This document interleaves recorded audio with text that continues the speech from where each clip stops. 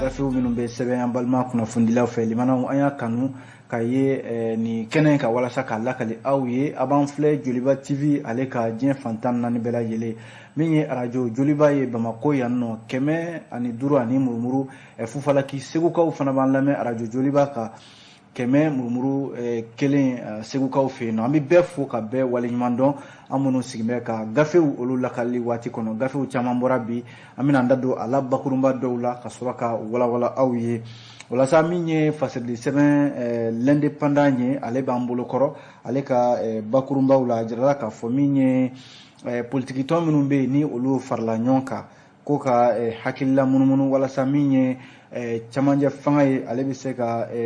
taa se ɲuman sɔrɔ cogo min na o politiki tɔn ninnu ɲɛmaya bɛ Useni Amion Gindo ale de bolo ale kɔni ye ɲɛfɔli dɔw kɛ a ye kangarida gɛlɛn de kɛ ka ɲɛsin premier ministre Choguel Kokala Mayiga ma ko Choguel ka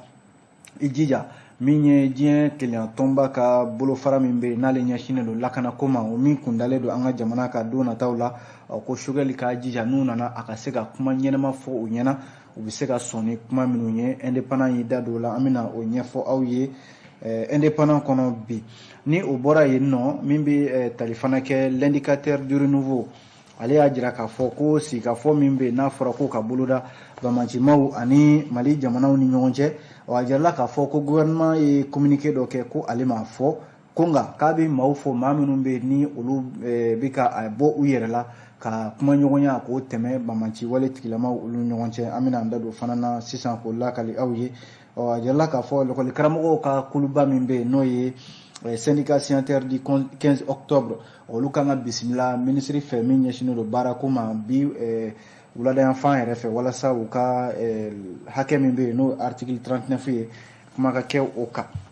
ni o bɔra yen nɔ min ye les échos welewele ye ale fana y'a jira k'a fɔ ko min ye kɔɔri sɛnɛnaw ka tɔnba n'o ye coton culture ye yɔrɔ bɛn tɛ olu ni ɲɔgɔn cɛ bi o de la walasa u bɛ se ka bɛnbaliya in k'a sago ka se don dɔ ma bɛn bɛ se ka na ani kɔɔri sɛnɛ bɛ se ka kɛ nafa ye Mali ma cogo min na don nataw la ko APCAM n'o ye Mali sɛnɛkɛlaw ka soba ye ale filɛ nin ka i da don ko in na walasa u bɛ se ka bɛn ko la cogo min na o kɛra kunnafonidi dɔ senfɛ an bɛna an da don fana na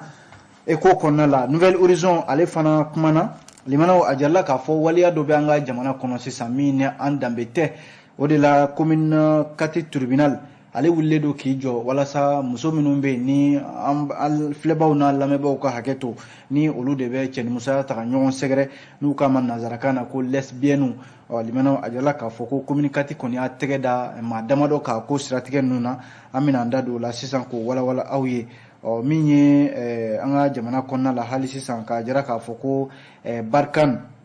n'o ye Faransi ka kɛlɛcɛw ye olu ye kunnafoni di k'a fɔ ko u ye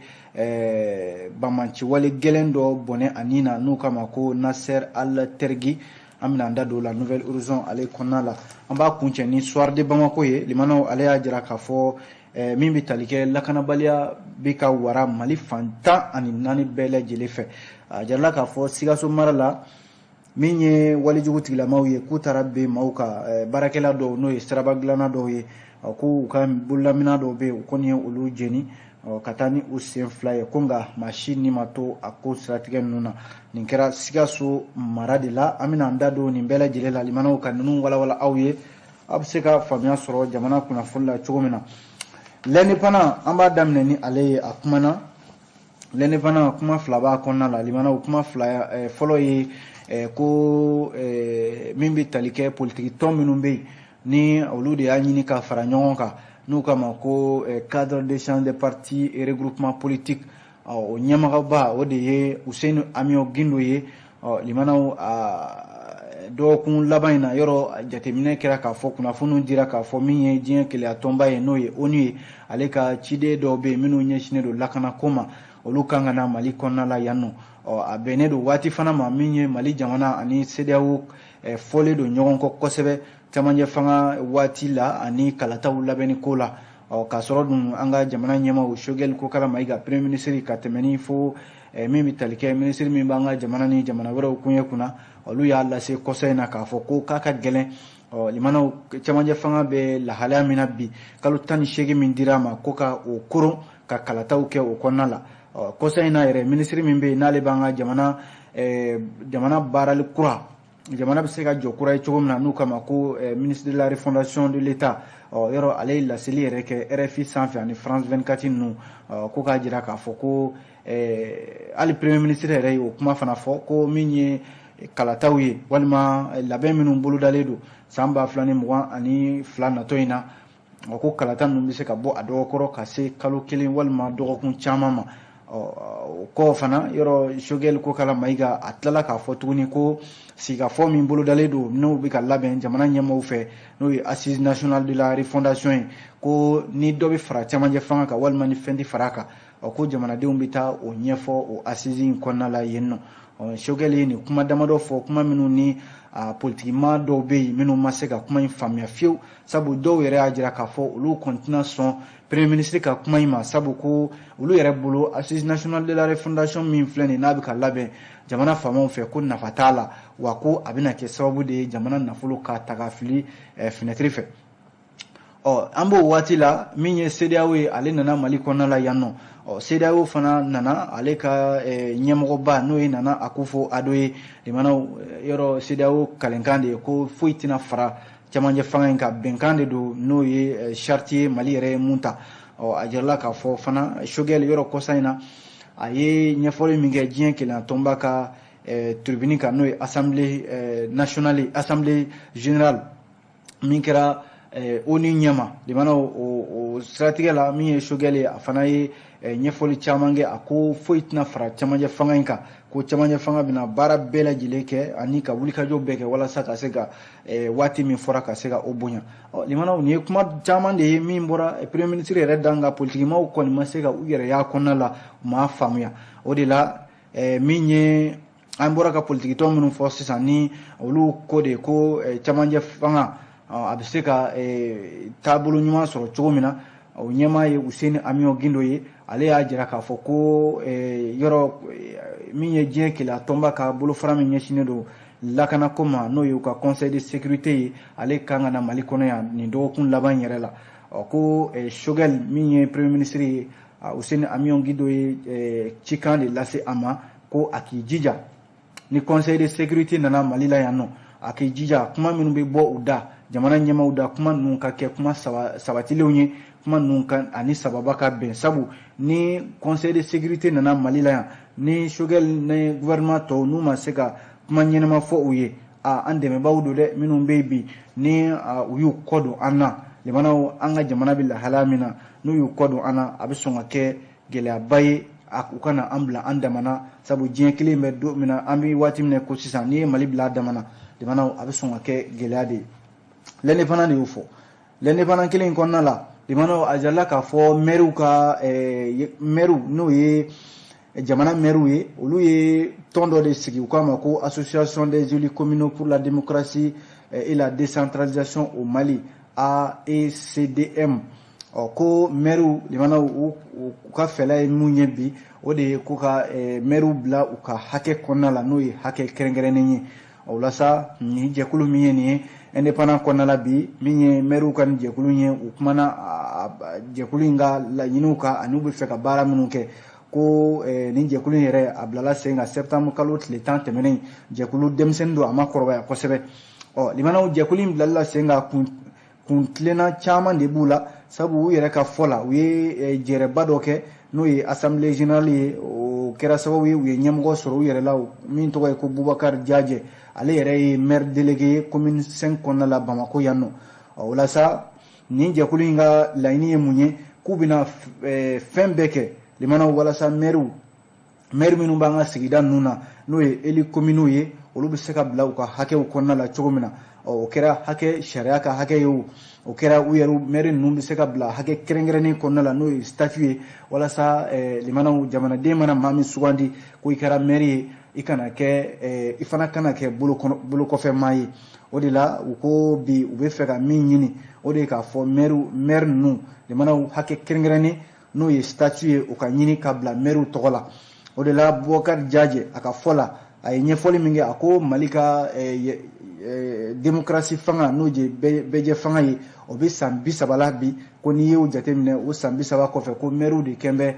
bolo kɔfɛ maa ye maa minnu bɛ yen ni o ni député bɛ se ka sanga wa maire yɛrɛ ni jamana kuturu ɲɛmaa bɛ se ka sanga sabu maire ye maaw ye maa minnu bɛ yen ni jamanadenw bɛ wuli ka kala ta u ye n'a fɔra ko o maire hali sara ɲuman tɛ u bolo wa fana ko hali ni baara nana wuli sigida ninnu na an ka commune ninnu kɔnɔna la i b'a sɔrɔ maa fɔlɔ min bɛ yen n'o bɛ wele ka baara ɲɛ don o ye maire de ye n'a fɔra ko o maire kelen ninnu ko olu bɛ lahalaya kɔnɔna la bi tiɲɛ yɛrɛ la Bubakari Jajɛ ko tiɲɛ na olu a ko tɛ se ka ɲɛ fiyewu o de la u ko bi u labɛnnen don ka fɛn bɛɛ lajɛlen bila sen kan ka wulikajɔ bɛɛ lajɛlen sabati walasa maire minnu bɛ sugandi sigidaw la a kɛra Mali sigida o sigida ye lemana o maire mana sugandi a kana kɛ maire bolo kɔfɛ maa ye o de la AECDM jɛkulu kura min filɛ nin n'a bilala maire tɔgɔ la u y'a jira k'a fɔ u bɛ fɛ ka jamana faamaw de wele nin ko la wa k'u ye minisiri ladɔnniya min bɛ tali kɛ min ɲɛsinnen don an ka jamana jɔli kurakurayali ma n'o ye refondation ye lemana ko ka kuma da o tulo kan ko maire kana kɛ maaw ye maa minnu bɛ yen n'u sugandira jamanadenw fɛ nka limanaw hakɛ foyi t'u ye bi na o de la u bɛ fɛ ka baara in a boloda Dawuda Sangare ale de ye fasiri in kɛ limanaw an y'a bɔ l'indépendant ale kɔnɔna la n'an bɔra indépendant fasidi sɛbɛn kɔnɔ an bɛ don min ye l'indicateur du renouveau ale y'a jira k'a fɔ ko gouvernement ko ale ma fɔ ko ka kuma bamancimaw fɛ kuma min n'a cayara kosɛbɛ nin waati in na indicateur du renouveau ka daɲɛ fɔlɔ yɛrɛ la limanaw a kuma sɛbɛntiyalen don ko gouvernement n'o ye Mali marabaaw ye ko u m'a fɔ maa si ɲɛna ko u ye maa dɔ yamaruya ko ka taa kuma ɲɔgɔnya tɛmɛ u ni banbanci jɛkuluw cɛ ko nka u bɛ foli ta ka ɲɛsin maaw ma minnu y'a ko bɔ u yɛrɛ la k'a fɔ k'u na bila banbanci jɛkulu maaw ni jamana faamaw cɛ kuma la o la n'i ye nin waleya in jateminɛ limanaw a kuma cayara kosɛbɛ a bɛ maa yɛrɛ dabali ban kosɛbɛ gouvernement ka communiqué min n'a kɛra k'a fɔ ko gouvernement ma maa si yamaruya u ma maa si ci k'a fɔ ko a kɛra Mali kɔnɔ ye o a kɛra Mali kɔkanna ye o ko an y'aw ci ko a ka taa kuma banbanci jɛkulu maaw fɛ o la sa ko nka gouvernement a ka communiqué min n'a y'o kɛ limanaw communiqué in fana kɔnɔna la ko nka ko dayɛlɛlen don dɛ dayɛlɛlen don maa minnu bɛ yen ni olu bɛ fɛ ka nin kuma ɲɔgɔnya in k'a baara kɛ o la sa ko nka gouvernement kɔni m'a fɔ a bɔ a da la fɔlɔ ka maa yamaruya k'a fɔ maa ye ko a ye taa kuma bamancimaw fɛ walasa bɛn bɛ se ka na Mali kɔnɔ cogo min na tiɲɛ don ko dialogue national inclusif ale y'a kuma fɔ conférence d'entente nationale ale y'a kuma fɔ jamanadenw ye ɲɔgɔn sɔrɔ o jɛrɛ minnu kɛnɛ kan bɛɛ lajɛlen ka hamina de ye ko ni basigi bɛna Mali la bi limanaw ko fɔ maa minnu bɛ yen ni olu kɛmɛ ka maramafɛnw ta jamana kama n'o ye Yad Agali ni Amadu Kufa ninnu ye limanaw ko kuma ka kɛ u fɛ walasa basigi bɛ se ka na jamana kɔnɔ cogo min na yɔrɔ nin t'a siɲɛ fɔlɔ ye nin baara in ka kɛ gouvernement minnu tɛmɛna olu tun y'a ko bila sen kan a bɛ fɔ min ma ko mission de bons offices a waati la min ye Imam Mamudu Diko ale de tun b'a ko ɲɛmaya la nka o suma ko o dugumajɛ gouvernement min tun bɛ yen ni Sumailu Bube Mayiga tun b'o ɲɛma ale nana o jɛkulu in ci ka bɔ yen nɔ Imam Mamudu Diko tun bɛ min ɲɛmɔgɔ cidenya min na banbanci jɛkulu ni Mali jamana cɛ limanaw a nana kɛ sababu ye o jɛkulu in cira ka bɔ yen a baara danna sira la hali o sira kelen ka kɛ kɔsa in na kibaruyaw minnu ni maaw bɔra o kalama o kɛra ɲɔnɔ mara la yɔrɔ banbanci jɛkuluw taara daga sigi ɲɔnɔnda la i n'a fɔ Farabugu ka maa tɛ don maa tɛ bɔ a kɛra sababu ye Haut Conseil islamique n'o ye Mali alisilamɛw ka tɔnba ye ale yɛrɛ wulila k'i jɔ o ko la kosɛbɛ min bɛ tali kɛ maa min yɛrɛ tun b'o ɲɛmaya la ni o ye Mufa Haidara ye ale ye ɲɛfɔli min kɛ an baarakɛɲɔgɔn kunnafoni so dɔw kan n'o ye Renouveau TV maaw ye k'a fɔ ko dɔgɔfiri mara kɛrɛnkɛrɛnnenya la Farabugu n k'a fɔ marisi kalo tile 14 tɛmɛnen na Deduguba ko wulikajɔ dɔw kɛra yen nɔ a kɛra sababu ye min bɛ tali kɛ Haut Conseil islamique ale sera ka kuma banbanci jɛkulu maaw olu ni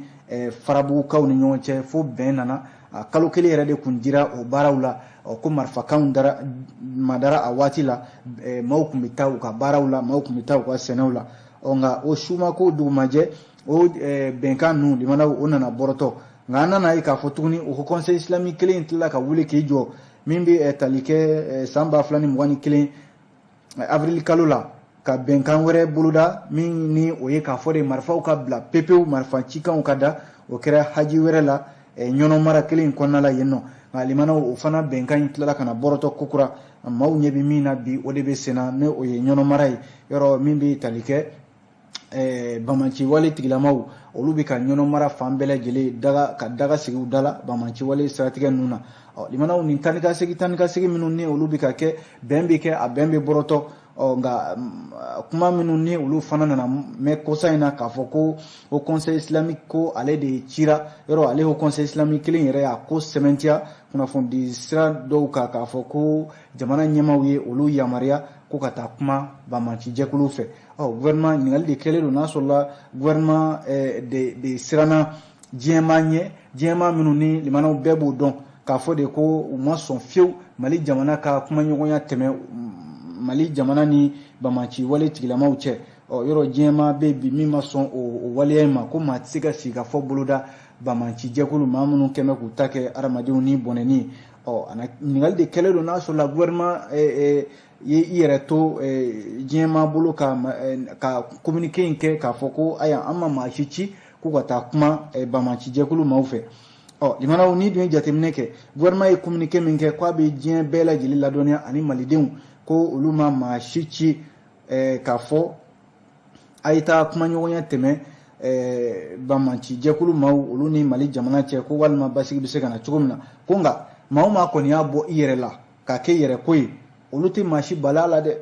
u tɛ maa si bala la a taabolo in u b'o fo kosɛbɛ ko nka don nataw la jamanadenw bɛ se ka kunnafoni nin ko siratigɛ la n'a baara bɛ boloda cogo o cogo a na boloda ten jamanadenw na kunnafoni a ko siratigɛ ninnu na nka limanaw min kan ka faamuya nin na o de ye k'a fɔ gouvernement limanaw mali gouvernement bilama a na kɛ diɲɛma kɛmɛ ka diyagoyala ko min tindi an kan gouvernement bɛ fɛ k'i yɛrɛ to o de bolo ni gouvernement dun y'a yɛrɛ to o bolo limanaw don nataw la a bɛ sɔn ka kɛ maliden dɔw dibi sababu ye nin gouvernement kelen kɔrɔ sabu jamanaden kelenw de y'a yira sigafɔw la mali kɔnɔ yan dialogue national inclusive ni conférence d'entente nationale la ko mali tɛ se ka basigi fiyewu fo maliden minnu bɛ yen n'olu ye marifa ta u ka jamana kama u ka ɲini ka ye sigafɔ ka boloda u ni ɲɔgɔn cɛ n'a fɔra gouvernement bɛ sulusala la o baara la halisa o se ne ka kɛ k'a bɛ sɔn ka kɛ gɛlɛya ye gouvernement yɛrɛ ni jamanadenw ni cɛ ne ka kuma tɛ dɛ limanaw indicateur de y'a fɔ ale indicateur kelen kɔnɔna la ko bi wulada in na min ye lakɔli karamɔgɔw ye lakɔli karamɔgɔ minnu bɛ yen ni olu bɛ syndicat de l'éducation nationale ni o y'u ka lafasali kuluba ye syndicat signataire du 15 octobre yɔrɔ olu ka laɲiniba de ye bi ko u ka bila u ka hakɛ kɔnɔna la hakɛ in tɛ dɔwɛrɛ limanaw sariya min ni a tara n'u kama ko article 39 ko min ni a fana sɔnnen tɛ fiyewu a fɔra ko jamanadenw foroba baarakɛlaw ka saraw ka bɛɛ lajɛlen ka dalakiɲɛ u ko min ma ko grille unifiée limanaw syndicat n'o ye lakɔli karamɔgɔw ka lafasali kulu ninnu ye u y'a jira k'a fɔ olu fana tɛna sɔn o baara ma samasamani kɔni bɛ sen na a jira k'a fɔ gouvernement kɔni y'a nin baara min n'a y'a ta n'a y'a kɛ sariya yɛrɛ ye ko ka jamanaden foroba cakɛlaw u ka saraw ka bɛɛ dalakiɲɛ maa min bɛ yen ni maa ye kalan kɛ ɲɔgɔn fɛ a bɛɛ lajɛlen ka diplôme ye kelen ye a ka saraw olu fana ka kɛ kelen ye yɔrɔ ani kalanta tɔ tora tile damadɔ de ye san 2021 ani san 2022 kalantaw olu sera ka ban sabu o bolodalen don novembre kalo tile fɔlɔ natɔ in na syndicat minnu bɛ yen ni olu bɛ lakɔli karamɔgɔw tɔgɔ la n'o ye sipesco sneb snefct sinesec sildef fenarec ani coses ko u welelen don bi wulada in na minisiriso min bɛ an ka foroba baarako kunna k'u ka taa sigikafɔ kɛ ka kumaɲɔgɔnyaw tɛmɛ u ɲɔgɔn cɛ walasa bɛn bɛ se ka kɛ ko la ani n'a ma ɲɛ ko article 39 ko balan dolen don a la sabu article 39 lakɔli karamɔgɔw ko olu tɛna u yɛrɛ to faamaw bolo fiyewu u k'u ka laɲini ka a yɛlɛma sabu ni laɲini b'olu bolo bi o de ye nin sariya sen ye sariya kisɛ min ye nin ye k'a ka bato a ka bila sira kelen kan o de ye olu ka laɲini ye nka k'a fɔ de gouvernement bɛna taa sigikafɔ kɛ olu ni ɲɔgɔn cɛ u mana kuma o kuma fɔ limanaw n'u ma article 39 ale waleya olu kɛtɔ tɛ ka gouvernement lamɛn kuma ye nin ye dɛ limanaw an ye nin bɔ indicateur du renouveau ale de kɔnɔna la n'an bɔra yen nɔ an bɛ don min ye les échos welewele ale kumana écho y'a jira k'a fɔ an ka kɔɔrisɛnɛnaw n'o ye filière coton ye kɔɔrisɛnɛna minnu bɛ bi limanaw ni u jɔyɔrɔ ka bon jamana ɲɛtaga la kosɛbɛ coton culteurs ko u ye kunnafonidilaw wele kununko alamisa ka ɲɛfɔli camanba de kɛ bɛnbaliya min bɛ kɔɔrisɛnɛnaw yɛrɛ dama ni ɲɔgɔn cɛ bi ka sababu kɛ ko maa dɔw de bɛ yen olu bɛ ka bɛnbaliya in a sankɔrɔta k'a sɔrɔ dun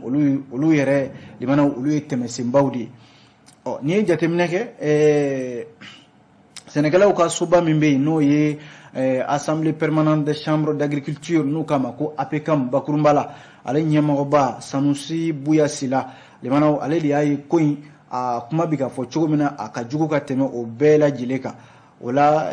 u ye a yɛrɛ ka fɔ la a ye hakililajigi kɛ a ko ale sugandira don min na ka kɛ APCAM ɲɛmaa ye mars kalo tile 23 san 2021 CICB la a ye layidu min ta sɛnɛkɛlaw ye o de ye ko sɛnɛkɛlaw ka hakɛ ka lafasa a mana kɛ cogo o cogo la Mali sɛnɛkɛlaw bɛ don dan o da fɛ ale Sanusi Buya Sila ale bɛ don da kelen fɛ sango kɔɔrisɛnɛnaw jamanaw kɔɔrisɛnɛnaw jɔyɔrɔ ka bon Mali ɲɛtaga la kosɛbɛ a ko n'i ye maliden ta k'a lajɛ bi maa 4,000,000 a n'a kunkanfɛn 5 olu de bɛ sɔrɔ bɔ kɔɔrisɛnɛ yɛrɛ la n'a fɔra ko olu jɛkulu kɔnɔna la limanaw maa minnu bɛ kɔɔri sɛnɛ ka nafa se jamana ma ko bɛnbaliya bɛ olu ni ɲɔgɔn cɛ tiɲɛ yɛrɛ la fɛn bɛnta tɛ a tɛ se ka ye ka to yen ten fo kuma ka k'a kan limanaw a yira k'a fɔ de maa dɔw de bɛ minnu bɛ dogodogo la nin ko kɔfɛ ka min ye kɔɔrisɛnɛnaw k'u bila ɲɔgɔn na walima k'a maa bila u ɲɛma u yɛrɛ ma jan ni maa minnu ye o de la tɛgɛdenkɔni yɛrɛ ɲɛsin bɛ CMDT ɲɛmaaba de ma n'o y'a PDG ye sabu ko ale ka baara cogoya kɛn bɛ sababu ye bi ka min ye kɔɔrisɛnɛnaw ka dimiw yɛlɛ ɲɔgɔn kan fo a kɛn bɛ sababu ye maa min bɛ yen n'a bɛ ka sugandi ka bila kɔɔrisɛnɛnaw ɲɛma ko u y'a jira k'a fɔ u tɛna jɛn ni o ye o de la APCAM ɲɛmaaba ni o ye Sanusi Buya Sila ye a ye ɲɛfɔli min kɛ les échos welewele kɔnɔna la limanaw o de ye k'a fɔ APCAM kɔni tɛna sigi fiyewu ka nin gɛlɛya lajɛ kɔɔrisɛnɛnaw yɛrɛ dama ni ɲɔgɔn cɛ fo ka taa kɛ gɛlɛya ye sabu layidu min tara kɔɔrisɛnɛnaw ye ɲina campagne 2022-2023 kɔnɔna la o ye ko Mali kɔɔrisɛnɛ limanaw a ka yɛlɛ sana o dun tɛ se ka kɛ k'a sɔrɔ bɛnbaliya bɛ sen na limanaw APCAM ɲɛmaaba Sanusi Buya Sila a ko u bɛna wulikajɔw kɛ ka jɛkulu dɔ bila sen kan jɛkulu min b'a lajɛ gɛlɛya min bɛ kɔɔrisɛnɛnaw ni ɲɔgɔn cɛ ka gɛlɛya dɔn ka se ka fura ɲini a la o de la bɛnkan minnu kɛra kɔɔrisɛnɛnaw ni ɲɔgɔn cɛ ni o ye états généraux du coton ye min kɛra avril kalo san 2021 limanaw o b'a jira k'a fɔ maa si tɛ se ka i sen don Mali kɔɔrisɛnɛnaw ni ɲɔgɔn cɛ n'a ma kɛ u yɛrɛ ka sugandilenw ye o dun baara bɛ senna bi ka kɔɔrisɛnɛnaw yɛrɛ dama bila ɲɔgɔn na k'a sɔrɔ dun e yɛrɛ sen tɛ a la e tɛ kɔɔrisɛnɛna ye o de la bi Sanusi Buya Sila a ko kɔɔrisɛnɛnaw u yɛrɛ ka ko ka to u yɛrɛ bolo maa si kana i da don a la o de la bi k'u bɛna maa sugandi min yɛrɛ ye kɔɔrisɛnɛnaw yɛrɛ ka dunkan yɛrɛ ye kunnafoni filɛ limanaw an ye nin bɔ les échos welewele ale de kɔnɔna la n'an bɔra yen an bɛ don min ye Nouvelle Horizon ale kumana Nouvelle Horizon y'a jira k'a fɔ limanaw nin waati na ko an ka jamana kɔnɔna la yan limanaw ni jateminɛ kɛ yɔrɔ ala mana maa min gɛrɛjɛgɛ ka yefeke bana se i ma i b'a sɔrɔ limanaw somɔgɔw de bɛ i yɛrɛ bɛ kɛ bolokɔfɛfɛn ye wa somɔgɔw yɛrɛ bɛ siran kosɛbɛ k'a fɔ ko n den ala y'a gɛrɛjɛgɛ a kɛra yefeke ye limanaw i b'a sɔrɔ maa dɔw de bɛ ɲɔrɔki ka kɛ olu kan limanaw ka tanamako ta ka u sɛgɛrɛ yɔrɔ an ka jamana kɔnɔna la yan min bɛ tali kɛ a ɲɔgɔnna walijugu dɔw kɛra min ye jamanaden caman dabali ban kosɛbɛ o de la ka ala ye maa dan cogo min na limanaw i tɛ se ka i yɛrɛ bɔ ten fiyewu nka a jarala k'a fɔ adamaden dɔw bɛ yen minnu ni ala ye olu gɛrɛjɛgɛ yefegeya la i b'a sɔrɔ hadamaden ɲɔgɔnw de bɛ ɲɔrɔki ka kɛ u kan limanaw k'u ni kɛnɛ karaba ka u farisogo yɔrɔ dɔw tigɛ walima ka u joli minɛ limanaw k'o kɛ ka baara jugu kɛ a jarala k'a fɔ an ka jamana kɔnɔ yan ko sifinnaka dɔw kɔni wulilen don ka u jɔ walasa nin waleya in bɛ se ka kɛlɛ cogo min na o de la an ka jamana kɔnɔ yefege minnu bɛ yen n'u k'a ma ko albinosu limanaw olu ka hakɛw bɛ se ka tɔpɔtɔ cogo min na sabu n'i y'an ka jamana ta k'a lajɛ jamanakuntigi kalataw walima ɲɛmɔgɔya waatiw mana se ka ban i b'a sɔrɔ maa minnu bɛ yen ni u denw ye yefegew ye somɔgɔw tɛ sunɔgɔ fiyewu ka sababu kɛ jɔyɔrɔ yɛrɛ ye o de la an bɛ don min na komi ni gɛlɛya wale minnu bɛ yen n'a bɛ ta ka ɲɛsin yefegew ma limanaw a bɛ se ka kɛlɛ ka bɔ yen cogo min na ko sifinnakaw dɔw wulilen don k'u jɔ k'u bɛ se ka kɛlɛ kɔsa in na hakililajigin don min kɛra Fana mara la npogotiginin min bɛ yen limanaw ni ale bɔnɛna ani na ni yefege don limanaw ka joli minɛ walima ka farisogo yɔrɔ dɔw tigɛ ka taa n'a ye o kɛra sababu ye maliden caman de dabali banna ko ni ɲɔgɔnna waleya bɛ se ka kɛ cogo di Mali kɔnɔna la yan nɔ o la sa hali kɔsa in na fana octobre kalo yɛrɛ daminɛ in na sigida dɔ filɛ nin min ni Bamakɔ man jan u k'a ma ko Mamaribugu a yala k'a fɔ ko denmisɛnnin san 3 dɔ bɛ yen nɔ ale fure taara ye kɔlɔn dɔ kɔnɔna la limanaw ni ɲɔgɔnna waleya kelen de la fure in na u taara ye k'a fɔ u kɛlen don ka a farisogo yɔrɔ dɔw tigɛ dɔwɛrɛ tɛ kɛ n'o ye limanaw ka taa baara jugu o kɛ ni a ye a jala k'a fɔ denmisɛnnin a tɔgɔ de ko Ali tɔgɔ dɔ de tun don a jala k'a fɔ ni ɲɔgɔnna wale jugu limanaw min bɛ tali kɛ a bɛ taga ɲɛsin yefegew olu de ma an ka jamana kɔnɔna la yan nɔ k'a sɔrɔ dun ni jateminɛ kɛ yefegeya limanaw ma ka laɲini tɛ dɛ ala de bɛ a da ka a ɲɛsin i mana kɛ diɲɛ mɔgɔ o mɔgɔ ye maa si t'a laɲini ka kɛ yefege i b'a sɔrɔ fani ba yɛrɛ limanaw yefegew tɛ nka i b'a sɔrɔ ala b'u gɛrɛjɛgɛ yefegedenw na o dun ka tila ka tanamako ta ka ɲɛsin olu ma e yɛrɛ mago kama yɔrɔ o tɛ fɛn bɛnta ye o man di ala yɛrɛ ye jango k'a fɔ ko o ka kɛ ko bɛnta ye diɲɛ in kɔnɔna la o de la n'i ye jateminɛw kɛ diɲɛ keleya tɔnba ka bolofara min ɲɛsinnen don kɛnɛya kow ma n'o ye OMS ye ale y'a jira k'a fɔ ko ni mɔgɔw ta maa 5,000